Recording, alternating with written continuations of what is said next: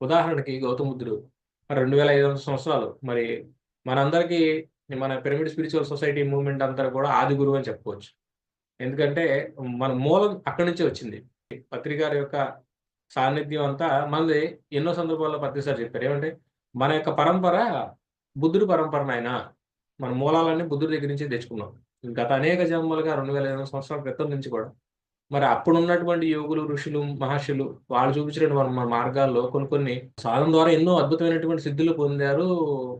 ఆకాశ గమనం చేశారు. ఫిజికల్ ట్రావెల్స్ చేశారు. ఎన్నో చేశారు. అయినప్పటికీ కూడా దాని ద్వారా సత్యాన్ని ఆళ్ళు తెలుసుకోవడానికి అందరూ సత్యాన్ని తెలుసుకోవడానికి అది వీలు పడట్ల. ఎవరో కొంతమంది మాత్రమే ఆ భగవత్ ధ్యానంలో ఉండి జిజ్ఞాస పొందినటువంటి వ్యక్తులకే అది సాధ్యంగా అవుతుంది. మిగతా వాళ్ళందరికీ కావటం లేదు. మరప్పుడు ఆయన చూసింది ఏం చూసాడు?